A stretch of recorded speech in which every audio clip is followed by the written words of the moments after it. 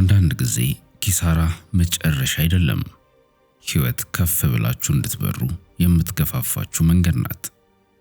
የዛሬው ታሪክ አዲስ ተስፋ ይሰጣችኋል።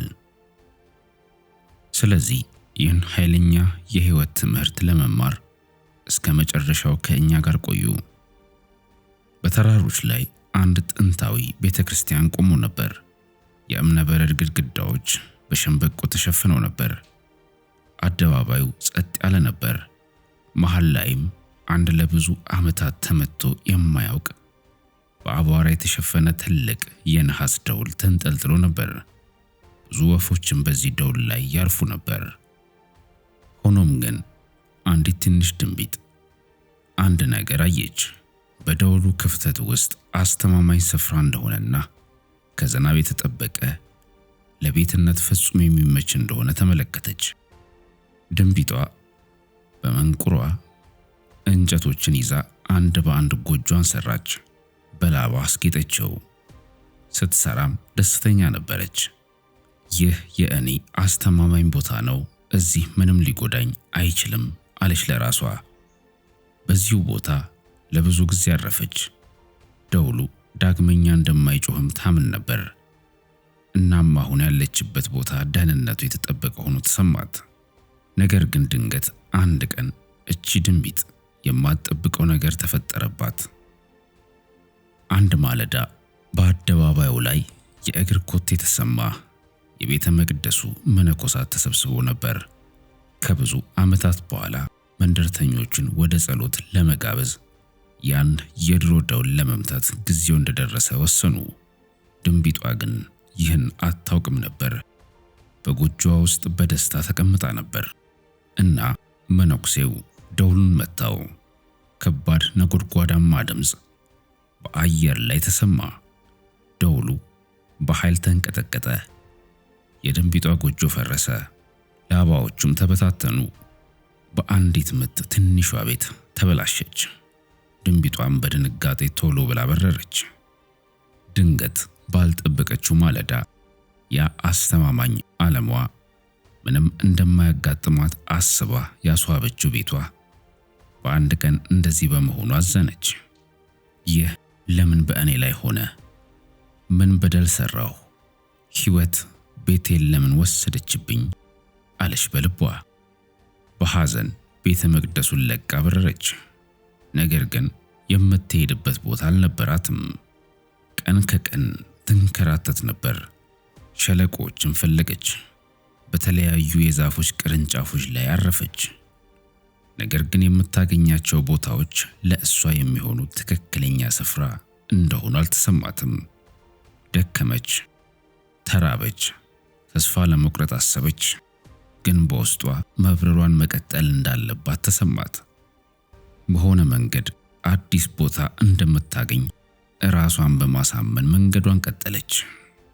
አንድ ቀንም በአንድ ስፍራ ያለን እየፈሰሰ የሚሄድን የውሃ ድምፅ እየተከተለች ስትሄድ በአንድ ጫካ ውስጥ ወደ ተደበቀ ቦታ መራት። ብርሃን በዛፎች ውስጥ ያንጸባረቅ ነበር። አየሩ ንጹህና ጣፋጭ ነበር። የተለያዩ የፍራፍሬ ዛፎች በፍሬዎቻቸው ተሞልተዋል። አንድ ጅረት በአቅራቢያው ያንጸባርቃል።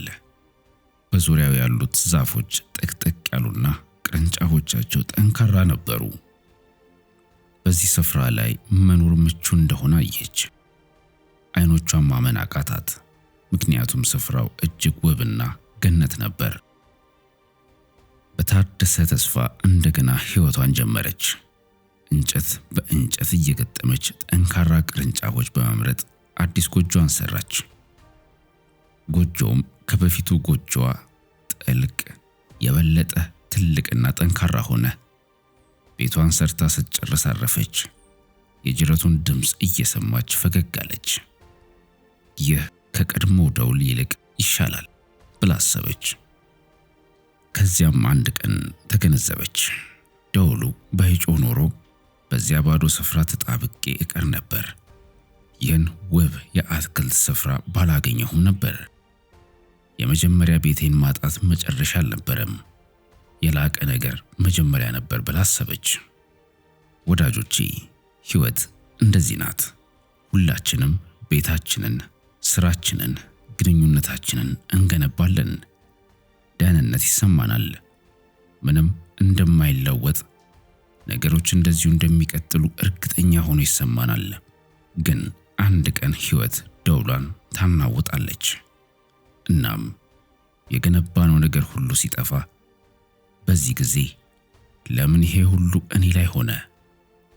የምወደውን ለምን አጣሁ? ምን በድዬ ነው ብለን ብዙ እንጠይቃለን። ስቃዩም ከባድ ሆኖ ይሰማናል።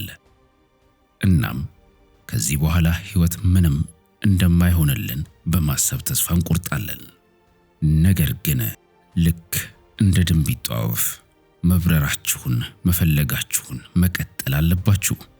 ምክንያቱም የአንዲት ምዕራፍ መጨረሻ የታሪኩ መጨረሻ አይደለምና።